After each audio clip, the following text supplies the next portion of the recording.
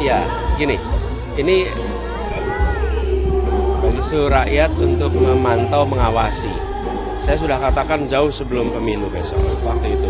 Datang ke TPS, awasi. Dan sekarang saatnya seluruh rakyat mengawasi. Karena kejahatan itu takut transparansi.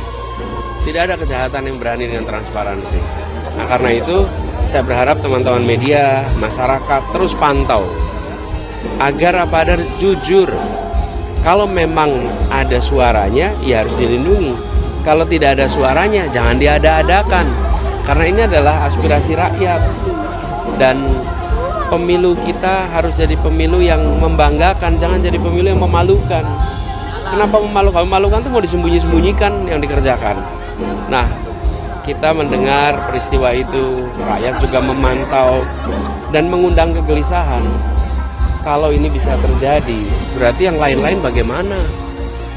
Mungkinkah ada kejadian-kejadian serupa yang tidak diketahui?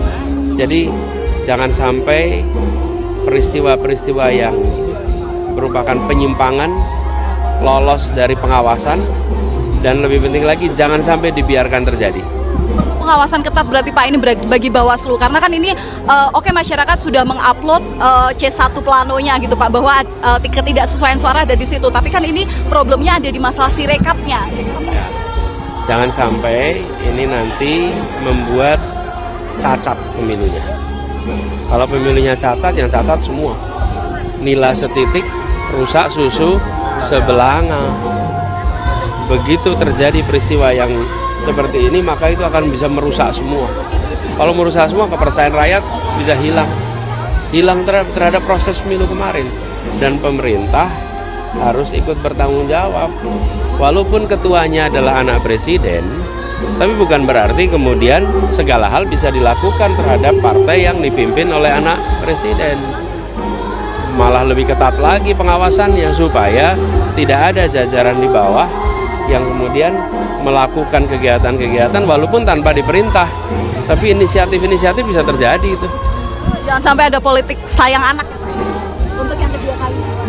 Pak Anies, ini kemarin Pak Sudirman Said mengatakan bahwa ada kemungkinan koalisi pemerintahan ke depan ini hanya terdapat 1-2 partai oposisi saja.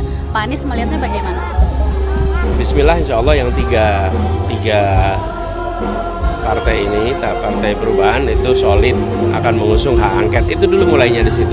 Toh kita masih menunggu sampai hasil pemilu semuanya selesai. Kan kita belum selesai ini penghitungannya. Partai koalisi solid mengusung hak angket. Dari situ dulu. Nanti kita lihat ke depannya gimana. Ya. Nah, ini proses. Karena sampai sejauh ini belum ada firm dari PDIP-nya sendiri.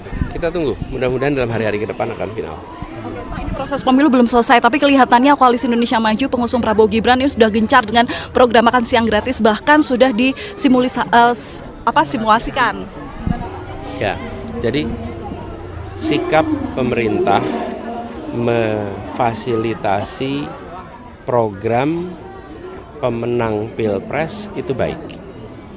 Karena itu menunjukkan keterbukaan untuk memfasilitasi agar di APBN program-program dari paslon yang terpilih bisa masuk. Persoalannya kemudian kapan itu dimulai? Pemerintah mulai membuka diri kepada pemenang setelah KPU menetapkan. Sebelum KPU menetapkan, pertanyaannya dasar hukumnya apa? Ketika pemerintah merapatkan rencana sebuah paslon, dasar hukumnya apa? Negara itu kan bergerak menggunakan aturan hukum, bukan? Ketika sudah ada surat keputusan KPU nomor X, Y, Z, tanggal sekian, tahun sekian, ditetapkan pasangan A, B, C, D menjadi pemenang, nah itu menjadi dasar untuk pemerintah mengakomodasi. Tapi kalau belum ada keputusan, lalu apalah dasarnya? Justru pertanyaan justru itu. Jadi sikap keterbukaannya baik.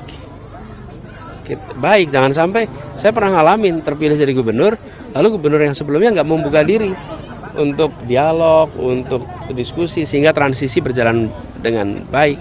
Transisi yang baik itu diperlukan dalam demokrasi. Tapi kapan proses transisi itu dimulai? Setelah ada ketetapan yang memiliki kekuatan hukum dari KPU baru itu dimulai. Kalau sekarang belum ada. Kalau simulasi sekarang digunakan untuk evaluasi, benar nggak itu Pak istilah itu? Ya kalau itu dikerjakan oleh pasangan terserah, tapi nggak boleh oleh negara. Bahkan negara merapatkan pun dasarnya apa? Nggak ada dasar hukumnya. Ya, oke.